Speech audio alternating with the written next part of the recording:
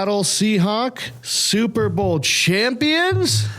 Yeah. That's pretty crazy. That's exactly what happened. I mean, who would have thought when we started this too, being, of course, NFL fans, we even talked about our team and how much we loved our team. None of us, not only them though, nobody saw the matchup of the Patriots against us either. So when it was all said and done, the Seahawks, they pulled it off. They won their second Super Bowl, 11 years later, and boom, we got it. Yeah, no, I mean, again, you've been with us since the first week of the NFL season on generational talent, because first every year we did this podcast, and of course, as two Seattle fans, we went into this podcast not necessarily thinking our teams were going to be in the Super Bowl. We were hoping for maybe a wild card, berth or something like that. Yeah. But you've listened along with us every week as the Seahawks just consistently grew better defensively and offensively, and I think, you must have been as surprised as we were, and you could hear it in our voices. Nobody saw this one coming. No, not at all. But rest assured, one thing I've been thinking about since now that we can reflect and look back,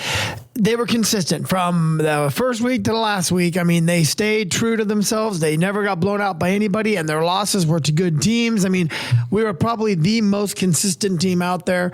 And, I know we'll talk about it in other segments too. There's some players that had some great storylines, some Cinderella storylines.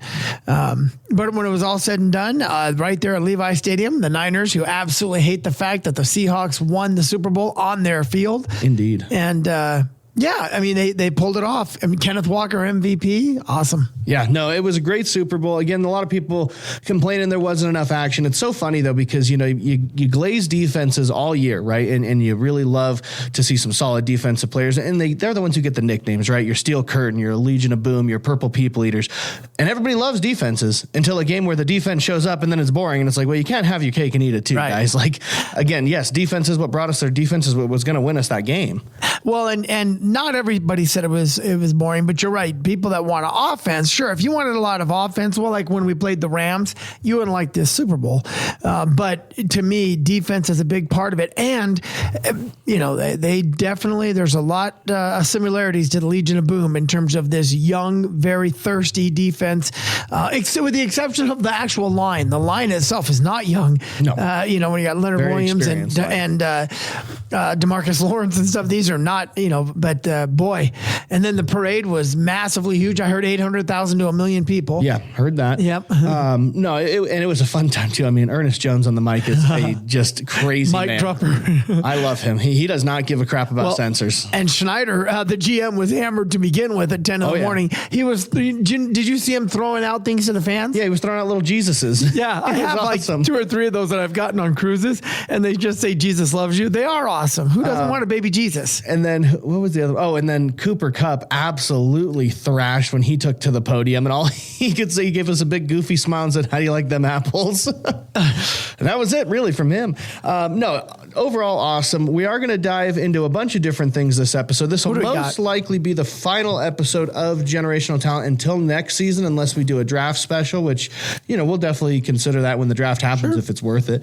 But we did obviously throw out some bets and stuff prior to the game, and we're going to start off, Dad, we'll go with the commercial bet, right? Because that one's the easiest one. So you and I both picked 5 commercials that we thought we might see during the big game. And now, granted, there is a chance that you and I might have missed something just because we did have to step out of the game for a little bit before half. Something, yeah. But we'll start off. We'll just go back and forth here. The first one, which I did nail, was a Mandalorian and Grogu ad. Did nail that one. We did see a trailer for that upcoming movie, so that was nice. My first one on here was a Budweiser commercial that had a dog and a horse, and it did. The dog was in it, but it was a great commercial too. Yeah. But it pretty much was a bald eagle. What do they call a baby bald eagle? Something ling, isn't it? Something ling, something. An eagling? I couldn't tell you. Anyways, it was a baby bald eagle. And then there's a scene where the bald eagle is, you see it riding on the Clydesdale, and then when it comes out of the barn, that bald eagle just takes off. And then when it came back to the game, sure enough, at the field was a Clydesdale with a real bald eagle on its back. It was really cool. Yeah, that was really neat. So I did get that one though, because there was a Dalmatian in that ad. And of course, guys, if we did end up, because I'm going to tell you, I don't think I got the anti-fat ad. For those of you that were watching the conference games, you know the ad I'm talking about with the large gentleman comes out, talks all about, how he's been dieting for. It was a weird ad. It was for like a Lilly, I think, which is a prescription drug company. Weird ad. I was hoping we'd see, a sequel to that in the Super Bowl. I personally didn't see it, but if we missed something, just let me know. Okay. I'm not sure. I don't think mine happened either. This one, I didn't see it, but I wanted the Doritos commercial with a hot chick like they've done in the past. But I didn't see that either. I don't think they did it. No, instead we got like 2 Lay's ones though. Yeah. Okay, my next one, I had a nice anti-Coke Pepsi ad, which again, after conferring with everybody in the room with us for the Super Bowl party, they did agree that the ad was not in poor taste, and therefore it was a win for me. Yeah. Yep.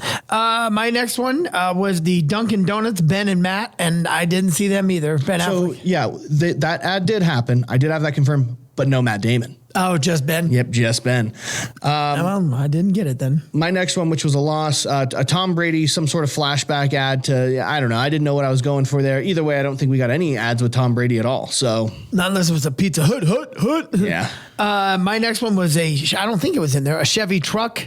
I know. You know what? I don't think I saw a Chevy ad either. No, and which usually, I thought for sure there'd be a Chevy. There were other ones. There was ads for other vehicles, but I don't believe a Chevy truck ad made it, which means that to this point I would be 1 for 4. But Tommy will confirm, but I don't think we had one.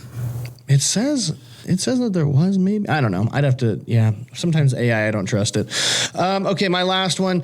Again, don't think I got this one. If I missed it, let me know. But a sappy, cringy celebrity endorsement. I do not remember any. There was some sappy ads, don't get me wrong. Like the first Lay's ad was pretty sappy, but there was no like big name celebrity to endorse it. There was quite a sappy one. Was that the Lay's one? Which one was it? Yeah, where it was like the dad passing on the farm to his daughter. That one was a pretty sappy one. It was good. It was a good ad. But my last one, they took right to the very end, I do believe, but I did get the AI ad that had the celebrity, trending. I can't remember who was the celeb. I could not tell you which trendy celebrity it was. I will say though, this was the year for AI ads. Holy crap! The amount of AI ads were insane. I figured that might be the case. Yeah. Yeah.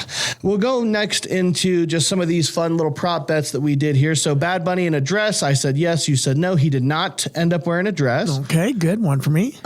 We both thought that we might see a tush push with AJ Barner. That did not happen. Nope. The Gatorade color you did nail. It was lemon lime. Yeah, it was old school.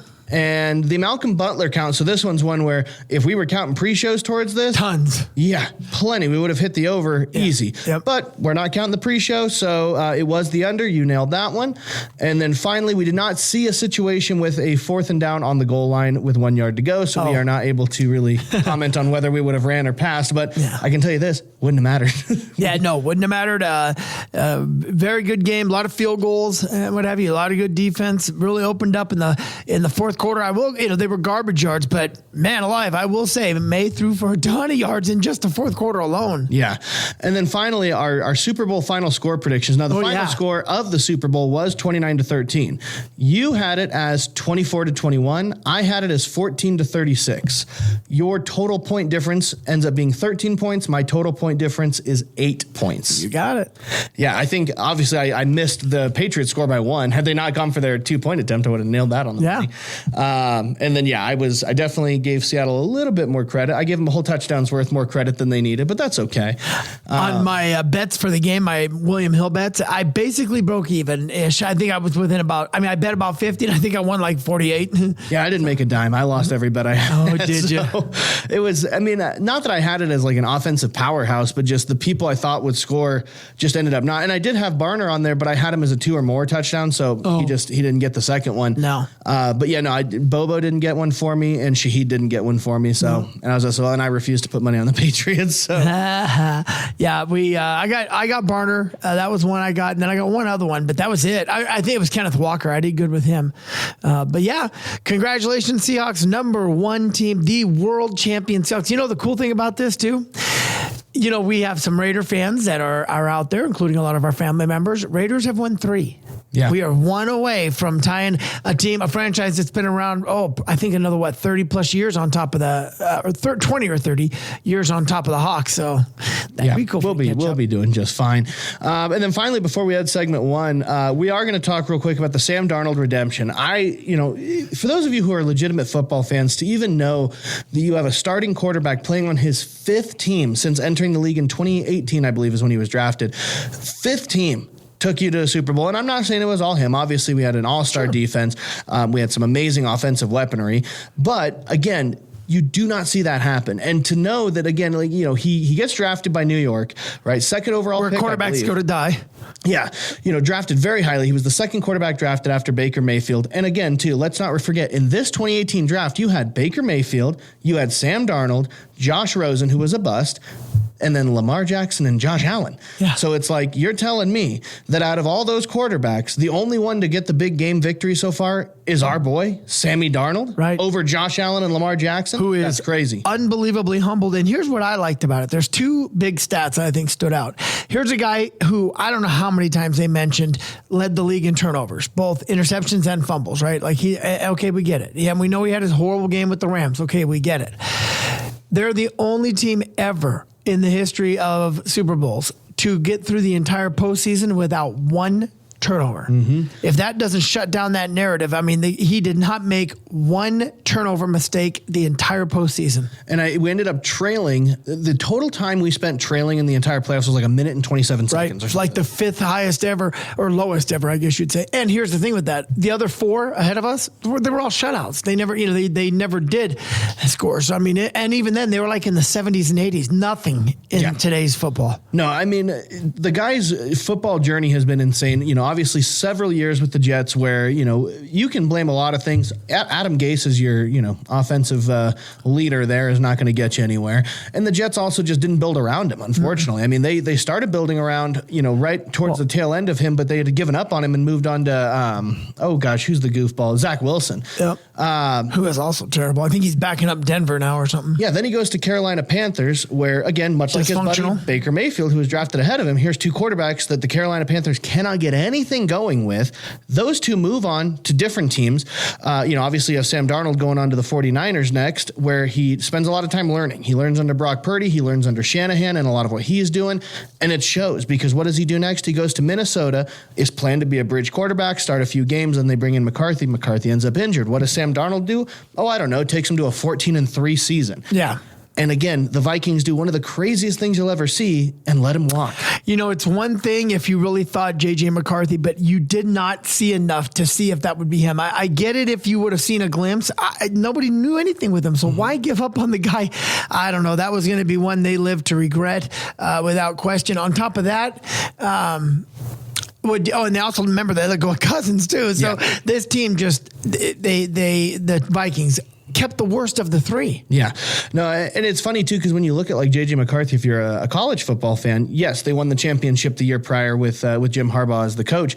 But if you look at it, it was primarily the run game that got them there. McCarthy didn't do a lot of throwing. So if I'm a head coach or a GM for the Vikings, I'm looking at this young man who, yes, we drafted him high, but again, he's injured. We knew this other guy was legit. And not only is McCarthy coming off of injury, he also wasn't like the guy in the college football scene. So it's like, based off the evidence you have, it made no sense for you to walk off the one dude who you knew was consistent. Right. And, say what you will about Sam Darnold in his playoffs last year. Obviously, rough final game of the season last year. They did lose by quite a bit to, I want to say, the Lions off the top of my head. But then they get into the playoffs, obviously, and get blown out by the Rams. Well, okay, everybody wrote it off as if he didn't have a 14-3 season prior to that. Right. It's like, okay, I'm sorry, one dude has a bad game in the playoffs, and all of a sudden, he's never going to take him back? If you would have told me, even if we didn't win the Super Bowl, if you would have told me that Sam Darnold or that the Seahawks would win 14 games, I would have thought you were totally out of your rocker. Yeah. No, he was doubted on by many. Obviously, there's the classic clip of him when he was with the Jets playing against the Patriots, where he made notion of, I'm seeing ghosts. And that was something that literally, in terms of ghosts, had haunted him. Yeah. For the entirety of his career. There was that, and then that hilarious mononucleosis graphic that ESPN blasted him with when he was out for a bit. Honestly, the dude had a rough start to his career. But talk about redemption. And I was watching an interview with Sam Darnold, and I might have mentioned this on the last episode, but he's getting interviewed by some people, and they're going over his original draft sheets and a lot of the stuff that the analysts were talking about. And again, yes, turnover heavy. He's got a good size, good frame. He was honestly compared to Andrew Luck a lot, just unfortunately made some bad decisions when under pressure. But the one thing that most of the draft analysts had come to the conclusion, one of the biggest, what do they call them, non-tangible factors of him is failure does not get to him. No. And boy, does it show. Amnesia. He does not get rattled. He does not get rattled. Again, you look at the way his career has been, you're not seeing most quarterbacks go into Team 5 and then doing it all without a care in the world. But no, if I could say one thing, Sam Darnold, he's a ghostbuster. Man got rid of his ghosts. In fact, Drake May was the one seeing ghosts in that Super Bowl. Oh, poor kid. He'll be back, but that kid was terribly scared and running for his life. The game was too big for him. It was. One thing I got to say, the turning point, I think, too, in the season, I really think was that Rams game where he threw the turnovers. The last loss we had. When you remember in the locker room, they came at Ernest Jones. Yes, and I love him. And they asked him, they were basically, wanting, they were getting down on his quarterback, wanting to get down on him. And Ernest Jones was being respectful, but he kind of, went on to basically say that, Sam Darnold's their boy. He's got the locker room and in so many words told them to F off. Well, he did legitimately say F off. Yep. And that, and you could see the commitment. And to me, that never wavered. You saw it all the way, I don't know how many games they won in a row, but they never wavered off that. That team supported him. And even if they would have lost that Super Bowl, there's no way they would have pointed fingers at him anyways. Yeah. They are a very, very tight unit. A lot of good chemistry. It's what happens when you come off of head case issues, drama queen, divas like Gino and like DK. I think Mike Macdonald gets all the credit in the world, along with the GM, of course. Schneider's a stud. But in terms of you went back to your days of old, Schneider did, in terms of what won that Super Bowl, a young defense, but a team that was united together, tight. Yeah. This team is tight. Yes. No, you can tell. Ernest Jones, I don't know if you saw in the parade, his shirt is that Sam Darnold with the cigarette and all that. It's kind of like almost looks like a Johnny Cash type of deal. I was watching some sideline footage today from the Super Bowl. NFL Films has been releasing some bits and pieces. And right before the A.J. Barner touchdown, it was right before one of the Sam Darnold runs in the Super Bowl where he ended up just scrambling and getting some yardage. Ernest Jones the whole time, they downed him. He's going to cut. Like the dude, it wasn't just for the podium either. Like this dude's on the sidelines, he doesn't know he's being, I'm sure they all know they're being recorded, but when you're on the sidelines, you're not thinking as if you're in the media's eye. You're just being real. And that whole time, the whole Super Bowl, this dude is just amping Sam Darnold up. But again, that energy, that brotherhood, there's no doubt about it. That is a tight brotherhood. Get rid of Reek Woolen, and this is the best unit we've ever seen. That's why I personally feel like chemistry is the key. It is. I would say even for New England, to their credit. I think that team got there. They're pretty tight, and they're led by a good coach. Yeah. Because on paper, that team it was okay. They weren't that good. Don't get me wrong. You had a Mahomes issue with Kansas City gone. You had a Josh Allen's team losing earlier, and you had Bo Nix dropping. You did have some things that fell into play for them in playoff time. Oh yeah. I think the easiest playoff road I've ever seen. And I think if you look at a normal year, that's why I do think they'll still stay competitive. I think May's a stud. I don't necessarily know that they're going to be back in the Super Bowl anytime soon. That's hard. Either. It's one of those things. You've also the chemistry is very good on that team again, but I don't know. You look at like their cap space hit that they're going to be taking. It's like a minus 12 mil cap space projected hit. Okay, that's a big hit. Also, Christian Gonzalez, your best player, is up for free agency. Their team's about to hit a tide of a lot of change, I think. And it just depends. You have a good GM, you can work out contracts, you can make things happen. With Gonzalez, he's on that 5th-year option deal, but that tends to be if you don't sign him, typically what those guys do, they'll either tag him and then he'll walk, because after a tag, they don't like that. Yeah. But I agree. And then here's the other thing. Diggs did good, but to me, Diggs is another one like Tyreek Hill, like DK. It's not worth it. No. I don't. If I'm New England, I'm drafting a quarterback. A wide receiver. I'm telling you, you got to shore that up. And I just think that he's chemistry. I think he's no doubt talented, but. And he was a non-factor in the Super Bowl. No, he didn't do 30-something yards or something. Mac Hollins, who I hate, it was 10 times better. And also Mac Hollins showing up to the Super Bowl dressed as Hannibal Lecter. Bro, you're such a clown for that. Oh, my God. You can tell. He's like... he's He's like people that try to do a little extra and all that just to have eyes on them because they need attention. Oh yeah, no, Did Daddy not love you? That's the thing too. It's like, bro, you're coming out here acting like T.O. or Ocho Cinco. I'm like, but you don't play like them. Like at least Ocho Cinco, as much as like those guys were a lot and they were always in need of the spotlight, they could back it up. They were impact players on the field. Yeah, like Mac Hollins, bro. You're a journeyman. You're nothing special. No, yeah, you're Gabe Davis. You're some of these guys. You're a journeyman. You bounced around everywhere. I mean, and that's he just loves attention. Oh, I know. That's why I'm like, get him out of here. Put some shoes on and get out of here. It's kind of desperate. All right, we're going to catch you guys in segment 2, but just to give you guys kind of an idea of how the rest of the show is going to go, segment 2, we're going to talk a little bit more about the defense. We're probably going to talk about Kenneth Walker as well. And then for the final segment, we're going to go ahead and talk about our own free agency issues, some changes with Kubiak leaving, and just our final words. So we'll catch you in just a sec. Welcome back to Generational Talent. Like we mentioned before, the defense is what brought us here. The Seattle defense all throughout the season was just top tier stuff. But all in all, the Macdonald scheme, right? We brought in this guy from the Baltimore Ravens, their defensive coordinator at the time, who, after a lot of, stuff was released to the media interviews with him, turns out he wasn't even considering coaching. He was ready to go become a financial analyst kind of guy. Yep. But he ends up sticking with coaching. We end up drafting him. He, in 2 years, made huge changes to everything. And people forget he won 10 games in the first year with the team. We just missed Geno playoffs. Smith, you saw what he just did. So yeah, terrible. But overall, he's clearly a defensive, just absolute beast. Called all the plays. In the only Super Bowl winner to call the defensive plays. Yeah. You just don't see it often. No. And you can tell, too, he's got a great rapport with the GM. He's got an amazing rapport with the players. He's our guy. Yeah. And obviously, when Seahawks won their last Super Bowl, it was with the Legion of Boom. Similar to this year, we got there because of our defense with some good offensive play, don't get me wrong, and some really good offensive players, Doug Baldwin, like back then, Russell Wilson. Yep.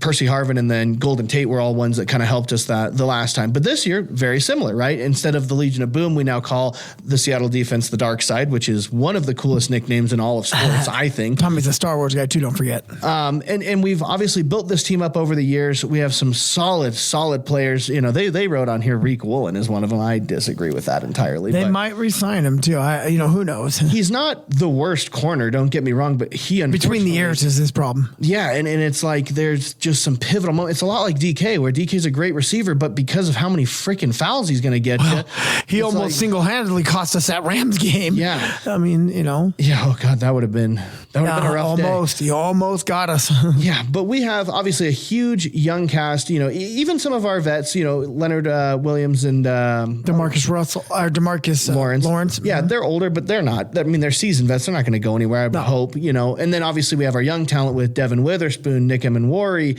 Ernest Jones, I don't even think is that old, really. No, him and Julian Love are still pretty good. And we'll see if we end up hanging on to Durant and stuff like that. Kobe Bryant's another one we need to hang on to. Yeah.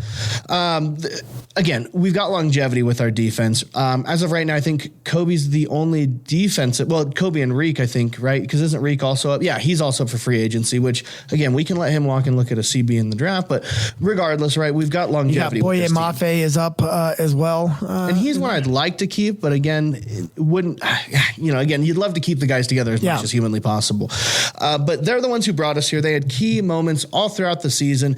Absolute just suffocation of quarterbacks, which I think is where the Dark Side name comes from, is they're choking them to death. I wasn't sure. It works for them. Seattle's known for that. And the 12s love it. Yeah. Mm-hmm. Now, in the Super Bowl specifically, was there any key defensive plays that you just thought were phenomenal? I think one that was almost like a nail in the coffin when the game started getting a little close or a little interesting had to be the pick six that was ran back. I mean, I think was that Mafe? Who was it? That was Uosu, I think. It was Nuosu. And that was, it was just one example too, because you could have called it a fumble. You could have called it many things. It was just one more example of May having zero time whatsoever in the pocket.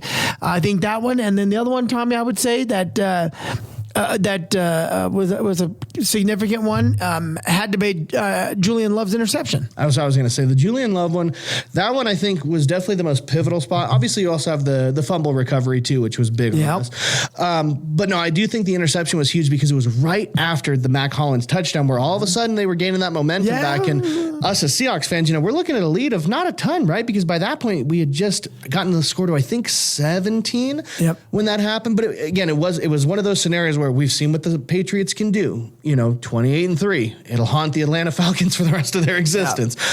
But then we have to remember, this isn't Tom Brady. This isn't Bill Belichick. This is a whole new Patriots team. Yep. And boy, howdy did we see it when he threw that right to our boy. Yeah, again, pressured in the pocket. I don't think he ever didn't have pressure in the pocket. Yeah. And I will give May credit. That fourth quarter, he threw on us. There were garbage yards, but he threw a ton on us. And they gave up. Of course, they gave up on the run by then. You can't really. Yeah, no, by that point in time, you need to get points quick. You're not doing that by running 6 yards. No, but I would say those were kind of pivotal plays, I think, for sure. And finally getting on the board with a touchdown with Barner was kind of nice.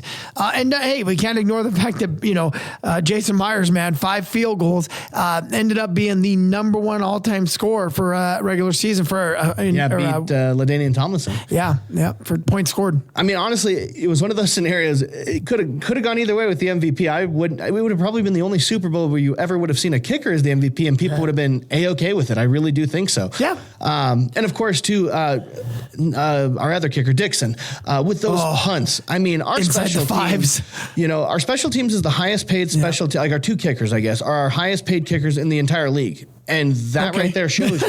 Yeah.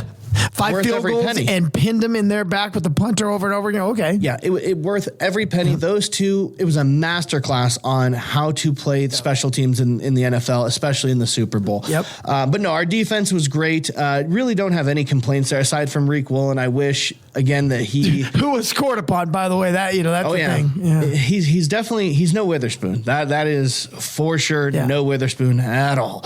But I definitely think that they did a good job of breaking the Patriots spirit. Anytime they started to gain momentum, we turned it over because for the first half of that game, it was back and forth, not a lot happening. Obviously, we were kicking, but that was about it.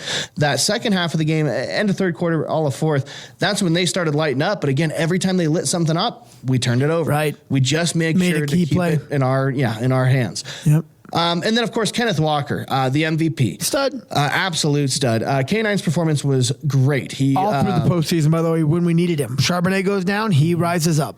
Yeah, he had a 40-yard...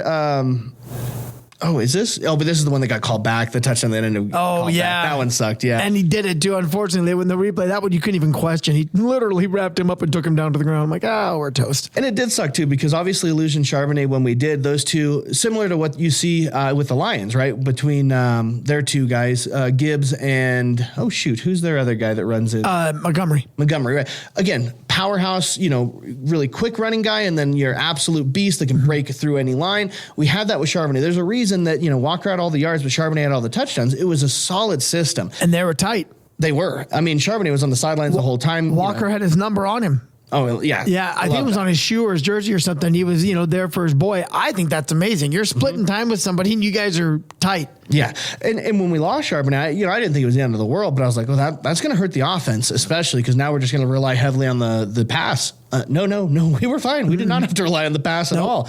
Walker stepped up when he needed to. A lot of talk prior to the game. Obviously, you can't get around it. The Malcolm Butler interception, and we should have used Marshawn Lynch. We had the best running back in the league. We chose to throw it. It was intercepted. If you don't know that Super Bowl story, every Seahawks fan does, and we have nightmares about it. And so going into this game, I myself had said a couple times when people had asked me about that, or, we have our Patriots friend who talks smack and it's like, well, we'll catch you on the 1 yard line, that kind of stuff, right?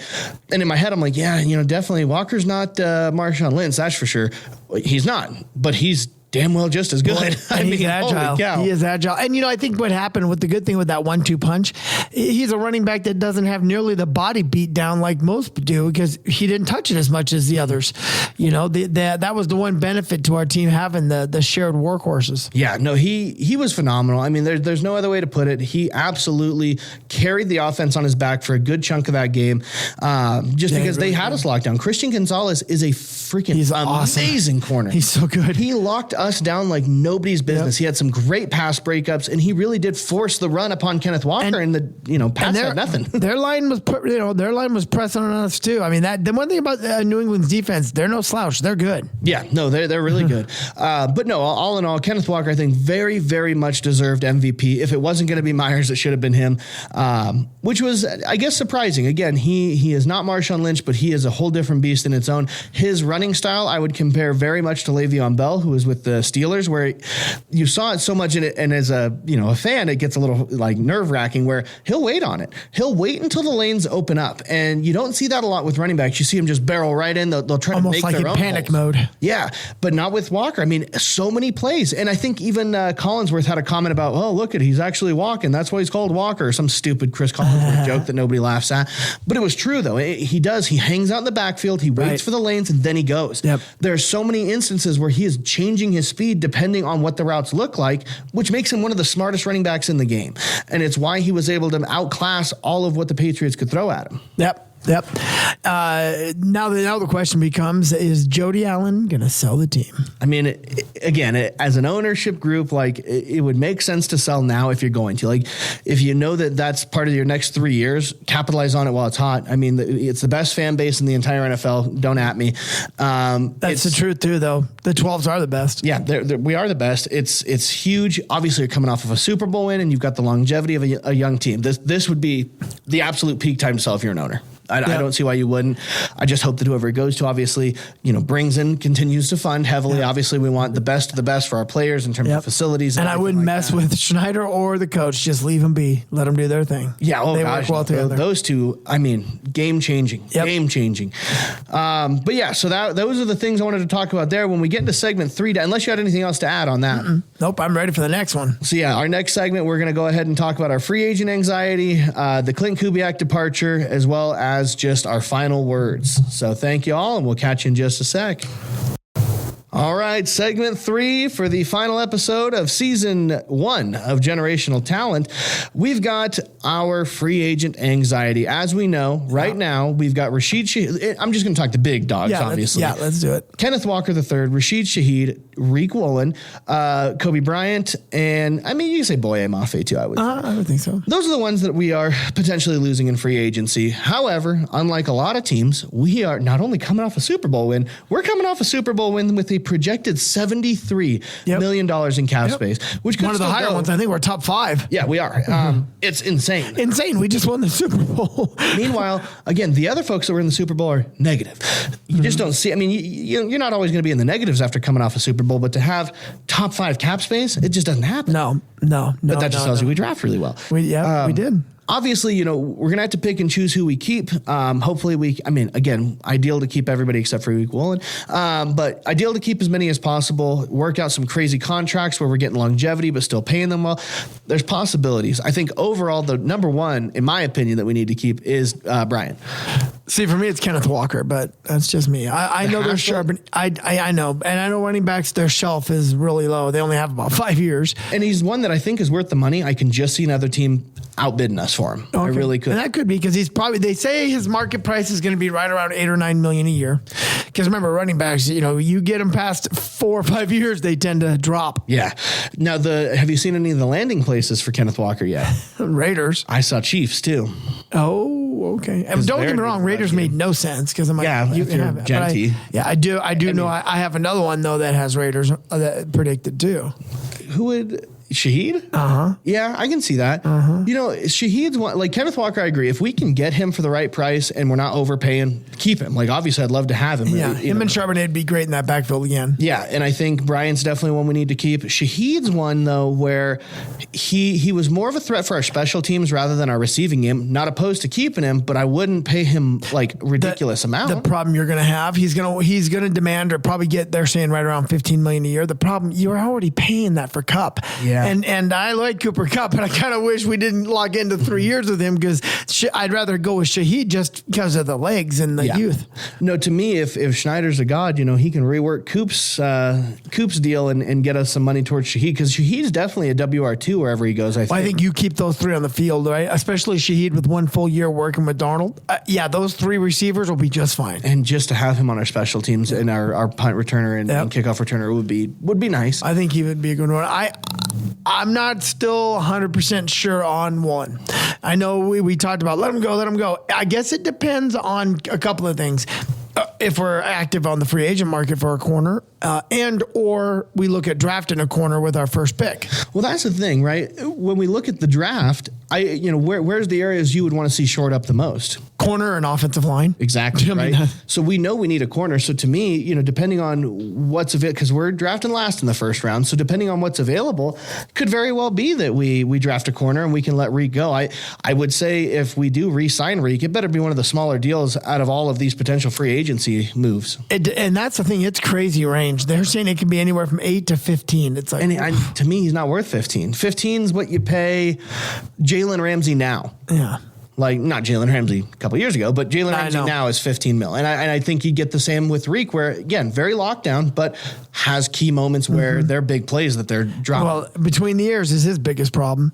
So, I think those would be the 2 loopholes. I mean, it doesn't mean we won't be active in free agents, too. What do I think we'd need on that team? Corner, offensive line.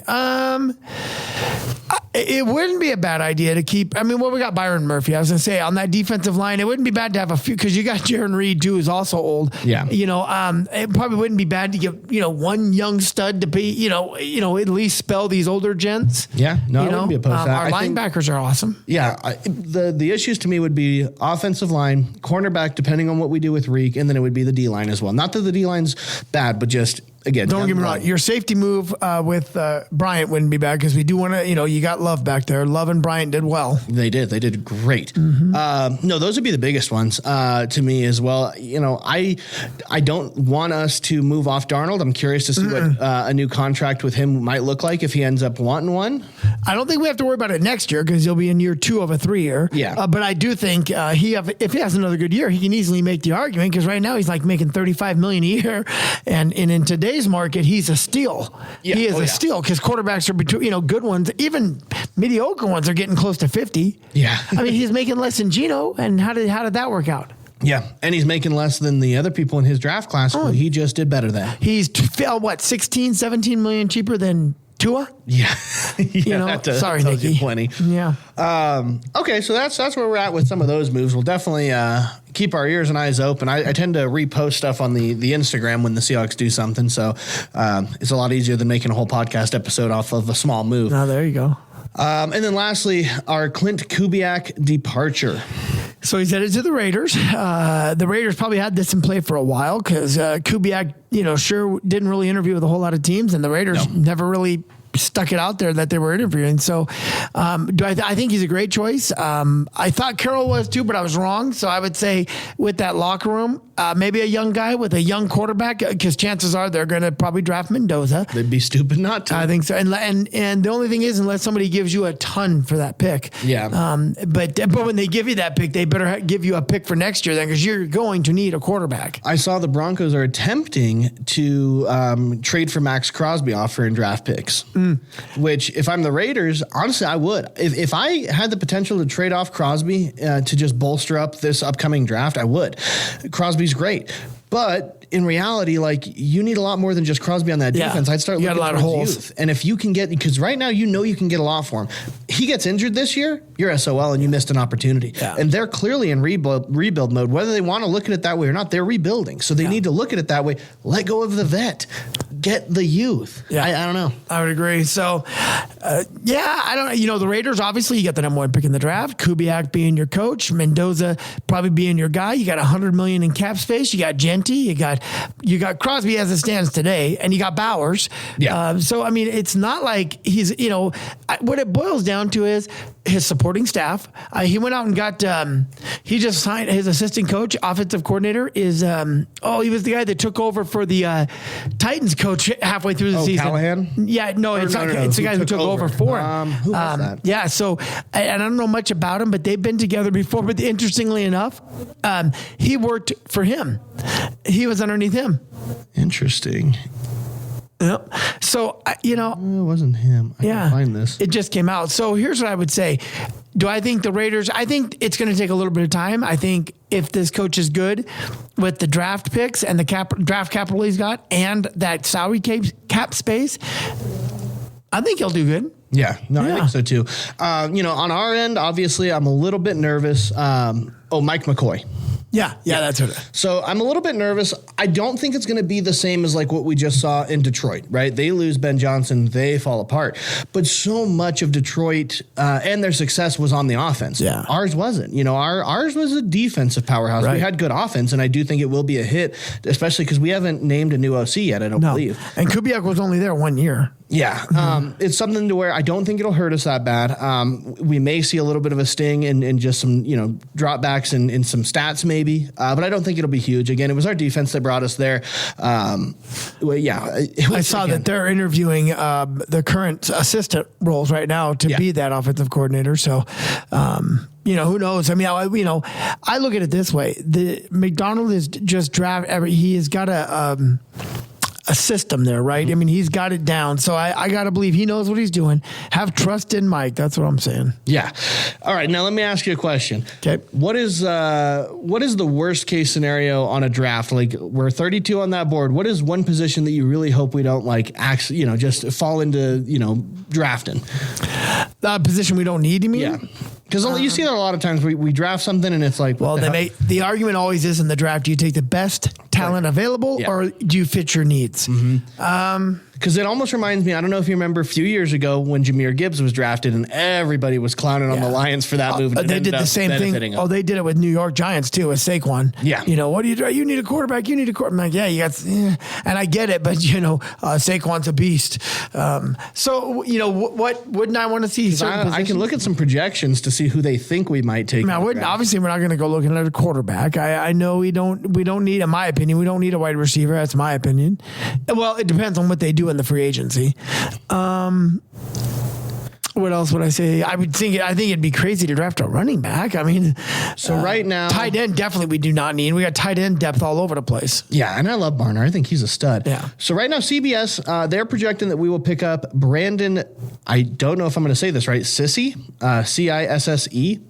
What is he? Cornerback. Oh, okay. So that would be a good move because they're projecting that we potentially lose Tariq Woolen. Apparently, Josh Jobe also up for free agency. Did you? Oh, the other corner? No. And actually, he played pretty decent. I like him too. Yeah.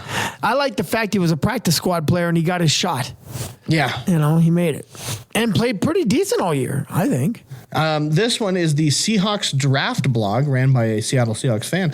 They're projecting that we take, hold on here, Joshua Josephs, an edge from Tennessee. Oh, defensive edge.